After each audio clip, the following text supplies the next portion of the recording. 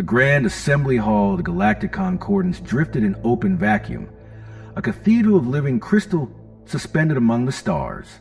Light from distant suns fractured through its faceted walls, scattering across hovering platforms arranged in precise political geometry. I, Ambassador KRYX of the Uterine Imperium, settled into my grav seat and, as always, my eyes drifted toward the empty ark reserved for humanity. Unoccupied, silent, abandoned. Not that anyone expected otherwise. Not after New Montana. Order. Order in the chamber. High Chancellor Vexor's voice rolled through the vast hall, amplified by resonant harmonics built into the crystal spires. His 4 arms lifted in the traditional signal of authority, though today the gesture lacked its usual confidence. We convened to address the human response to the Drachnid enforcement operation. I snorted before I could stop myself, earning an irritated click from Ambassador Pex of the Unified Hives. Operation, they called it. 47 capital ships reduced to drifting debris apparently qualified as an incident now. The humans, Vexor continued, his scales shifting from official emerald to an uneasy violet, have issued what they term a final grievance notice. Of course they had.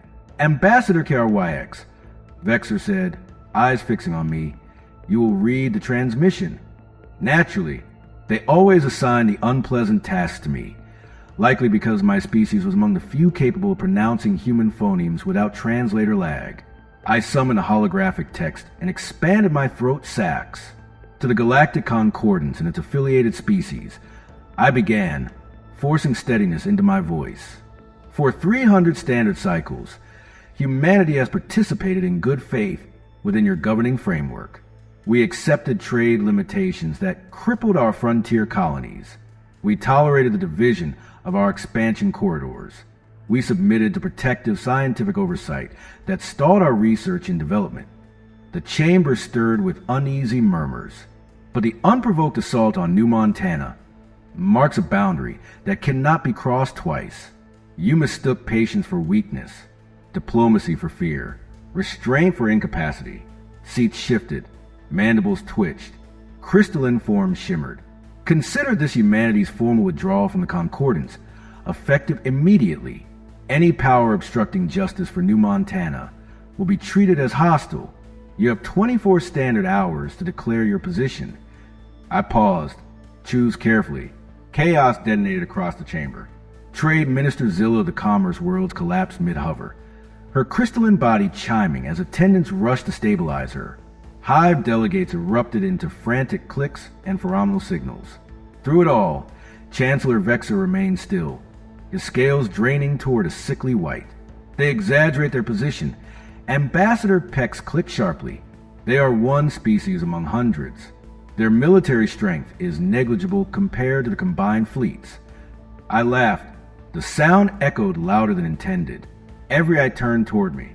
My esteemed colleagues, I said, voice dripping with amusement. Has it occurred to you that the humans waited 3 centuries to send this message?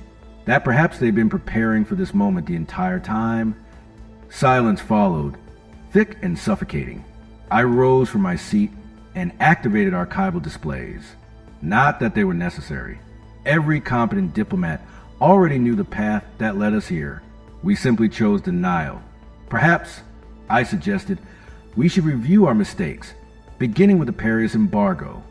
Vexor nodded wearily. Officially, the embargo existed to shield developing species from aggressive human commerce. In truth, it preserved the commerce world's monopoly on quantum crystal computation. 17 formal proposals, I continued, each more reasonable than the last. All rejected. Zilla's species glittered with discomfort. Then came the famines. I said coldly, New Montana, New Texas, 5 additional colonies severed from supply routes. They requested aid. I continued. Denied. Temporary exemptions? Denied. Civilian relocation? Denied. The law, Pex began. The law. I cut in, also allowed the Beta Carina Sanctuary decision. The chamber stiffened. Protected expansion zones declared uninhabitable due to endangered lithoid species, I said. Curiously evacuated 5 cycles later for Drachnid settlement. Supreme Commander Arwyaxoodle surged upright, bioluminescence flaring. Those claims were unsubstantiated. "Oh, sit down." I snapped. We all saw the footage.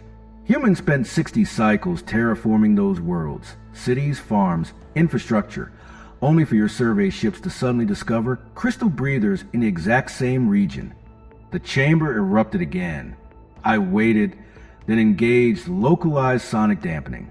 And then, I said quietly, came scientific censorship. I turned toward Vexer. When humans achieved functional quantum consciousness transfer, what did we do? Declared it too dangerous. Ordered its destruction. Vexer's scales darkened with remembered shame. "It worked," I shouted. "Better than anything we'd achieved." When Dr. Elena Martinez refused to comply, enforcement units were deployed. 10 human scientists died. That part never made the histories. They went quiet after that. I said, "Too quiet." I gestured to shipping manifests, energy discrepancies, population growth curves. They obeyed, smiled, complied, all while their numbers never quite added up. "Are you suggesting deception?" Zilla asked weakly. "No," I replied. "I'm stating fact. The humans planned." I triggered the New Montana footage. Orbital platforms, deactivated per concordance law. The Drachnid fleet emerging without warning. Energy fire. Kinetic strikes. 7 million dead in the first hour, I said. But notice the targets. Agricultural domes. Food production. Survival. They weren't killing soldiers, I continued. They were killing futures. Emergency evacuations. Civilian ships shot down selectively. For 17 hours, I said, voice trembling. Human fleets received distress calls they were forbidden to answer. And then I switched displays 18 hours after first contact. Every human military vessel vanished. Vanished. Pex whispered. Undetectable. I corrected. 5,000 ships. Gone. Trade Minister Zilla trembled. Impossible.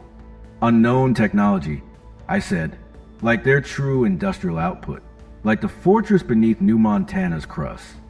I displayed the scans. 2 kilometers deep, operational, launching ships. Then I paused, and 6 hours ago, every human disappeared. The chamber froze. 3 billion individuals. 700 systems. Gone. Vexer whispered, the energy cost alone. Quantum consciousness transfer. I said softly, they perfected it. I played the final message. Remember the Alamo. Understanding dawned. Emergency alerts detonated across the chamber. Human ships materializing everywhere. Precision strikes. One broadcast message. Humanity thanks the Concordance for its patience. Please observe how warfare is properly conducted. The war was short, devastating, educational. Weapons that rewrote physics. Fleets erased. Defenses turned inward. Quantum duplication. Temporal displacement. They were not conquering. They were instructing. 1 month later, I stood in the rebuilt chamber. Drachnid seats empty. Commerce reduced. A wooden podium replaced the Chancellor's platform. Admiral Mira Rodriguez stood alone. No reparations, she said calmly. No empire. Just change. She offered cooperation, education, preparation. We looked into the dark, she said, and saw things coming. As she departed, she paused beside me. You wish humanity would learn its place, she said. And did you? I asked. She smiled. We did. Turns out, it's at the front of class. The stars beyond the chamber felt colder, but for the first time in centuries, we were not facing them alone.